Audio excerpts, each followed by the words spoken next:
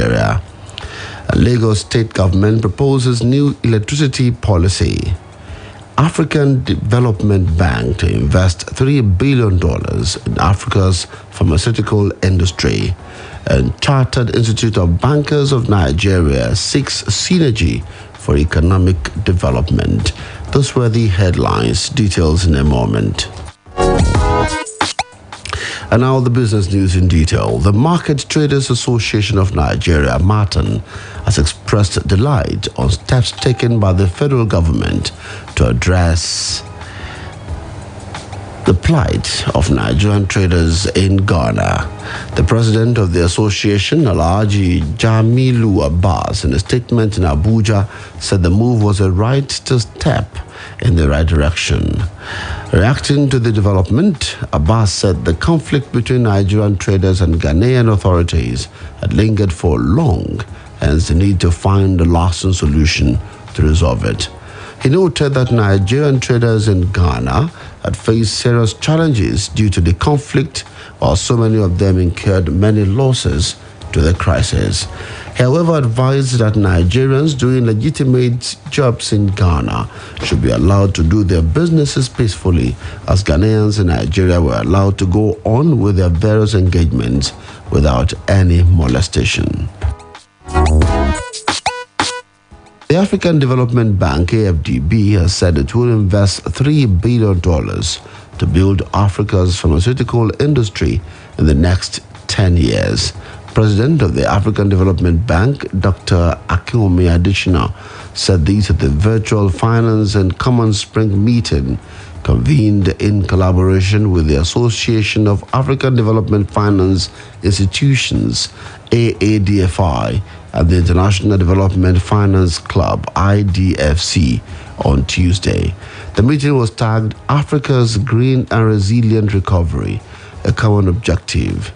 The AFDB president added that it was also supporting the Africa Center for Disease Control, Africa CDC, with $28 million to strengthen its capacity to tackle the issue of vaccines. He added that the bank was currently working with partners on how to best support the financing of manufacturing of vaccines on the continent. The Lagos state government yesterday announced its readiness to put in place a state electricity policy that will serve as a blueprint for the attainment of a universal access to electricity in the state. The State Commissioner for Energy and Mineral Resources, Mr. Olalere Odushote, who spoke at Alausa Ikeja during the ministerial press briefing to mark the second anniversary of Governor Babajide Sanwo-Olu administration, said when the electricity policy becomes functional and fully implemented, it will also accelerate the Light Up Lagos Power Program, which the state government had embarked upon. Odushote added that the governor approved the procurement and installation of 20,000 units of prepaid energy meters for communities in the state to improve electricity supply in the affected communities.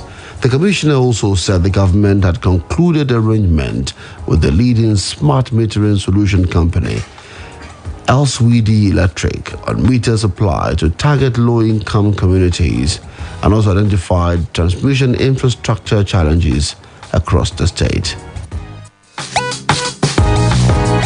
Lagos is upgrading food production centers in Badagry and Araga to boost sufficiency as well as reduce its dependence on other states. The State Commissioner for Agriculture, Ms. Abisola Olusonya, said the government will continue to treat agriculture as a combination of business and development platform.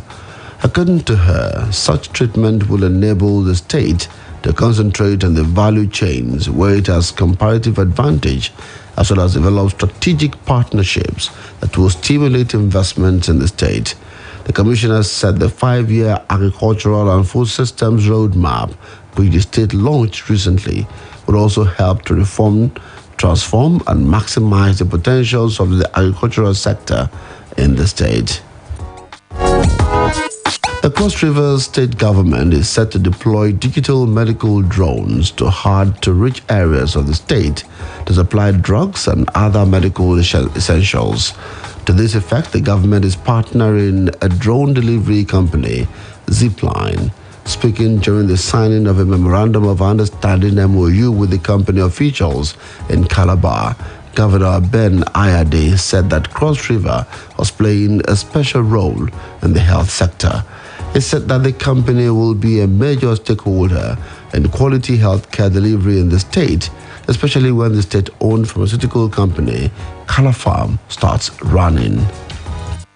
When the Cross River State Pharmaceutical Factory starts running, it will be the major producers of most of these drugs, and we believe that we will be able to build in one around that area also very quick. Since your delivery time is about 30 minutes, we have to have them across the 3 senatorial districts to guarantee that from the point of dispensing of the drug to the point of delivery, it shouldn't exceed 30 minutes indeed. Again, I remember in the presentation in Abuja, I had asked why Obudu, because I do not believe that Obudu is the hardest hit, and I was worried if that was going to mean that's because I'm from Obudu. But I like the argument given. Obudu was located, according to you, in such a way that it had the best signal, it has the best internet connectivity to support the drone across about 4 or 5 local governments, particularly the hardest to hit areas like towards the Obalepo areas, Belegeta and Co. And so the location was chosen based on technical reality and not on political consideration.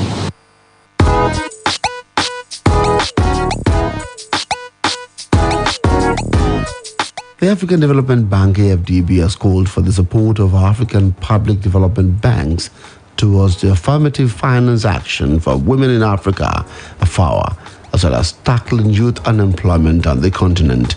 President of the AFDB, Dr. Akinola Adesina, made the call on Tuesday at the virtual Finance and Common Spring meeting.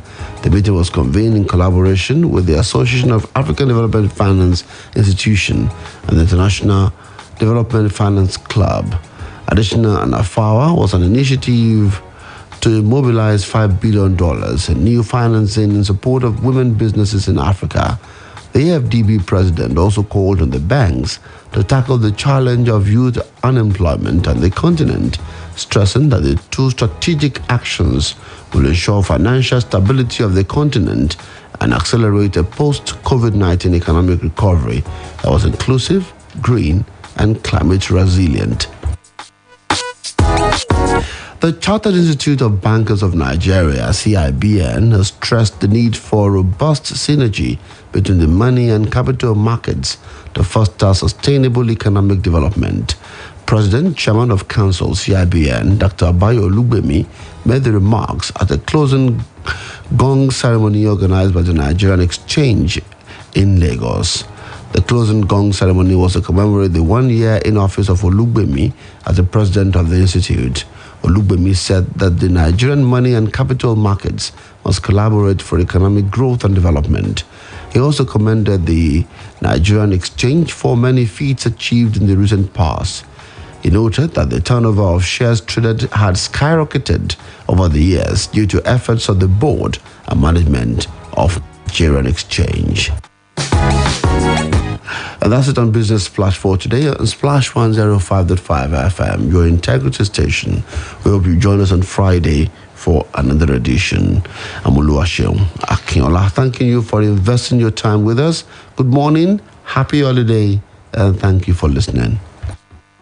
Quick, charge at 240. Hot news, cool vibes, sports, and more on the Integrity Station.